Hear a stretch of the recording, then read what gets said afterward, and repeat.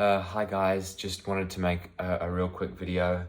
I wanted to talk about this unit I have here. It's called the Super Retro Trio 3. It's a bit of a mouthful of a name, but I thought I'd show it to you because I've been using this for the past 4 or 5 months to play various retro cartridges. Give you a bit of a look of it here. It's currently plugged in, so I didn't want to pull it out too much. And I just wanted to sort of talk about it because you can buy it on Amazon for, I've seen varying prices somewhere between $40 to $70. I picked this up for about $57, I think was the exact price.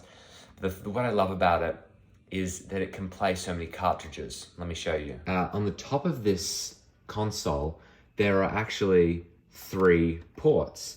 Now, that means that it can play 3 different types of cartridges. So when you turn it on and it's plugged in, you're not going to get a signal. That's just the way these old consoles worked. But you can take, say for example, I've got Super Mario Bros. Here, and the back slot is for NES. You can plug this right in, and then I can go to, you can see it says it's off, and then Genesis, SNES, and NES, I'm sorry. You can put it all the way to the back, and you can click the reset button, and there you go. Now, this particular game, for some reason, there we go. You can start like, I can move and jump, whatever.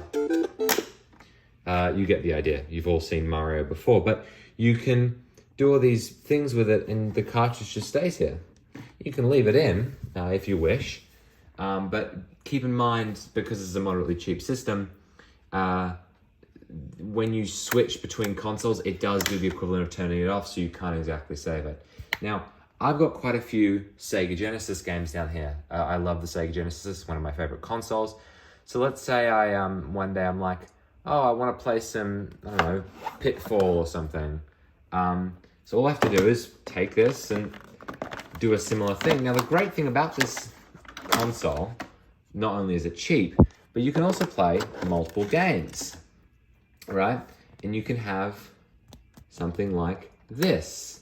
Turn this on, press reset, and all of a sudden, Sega games.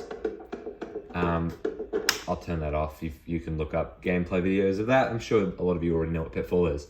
Now, it does come with a controller.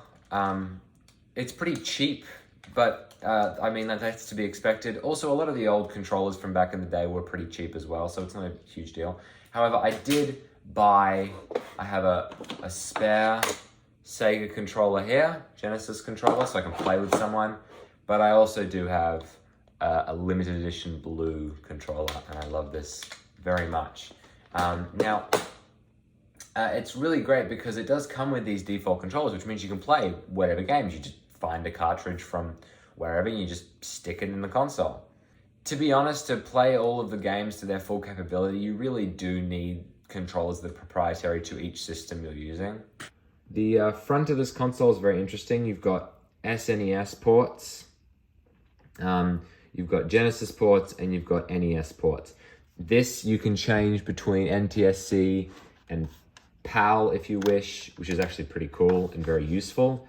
This just toggles whether you're using the controllers that come with the system or you're using your own controllers. And the proprietary controllers just use the SNES star connector, and it's really useful to come with these. And I found it fascinating that they decided to also keep on the options of having your own controllers. I mean, you can use original SNES or NES or whatever controllers on this console with original games. The only thing that's not original is the actual console. I really like this console. I think it's a really good option if you want to play any sort of retro games. It does use the component video, which is these, at least I think it's component, these 3 plugs. And it's really useful because, you know, modern TVs don't support stuff like composite and RF and what have you. So I just find it super useful. A lot of people may compare this to the Retron 5, but the Retron 5 is really expensive and it does a very similar thing. And yes, it does technically save, but I mean, realistically, that's not what the old consoles could do. I'm staying true to it. And I mean, this thing is brilliant and I really do love it and I highly suggest it.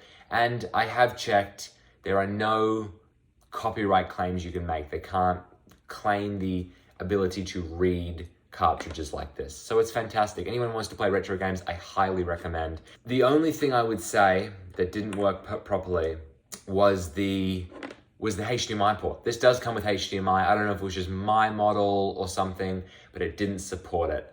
There may be a bug or something that's permanently wrong with these things, but I think it does technically support HDMI. But don't, take me for my word on that because I am using a different TV just to use the component video.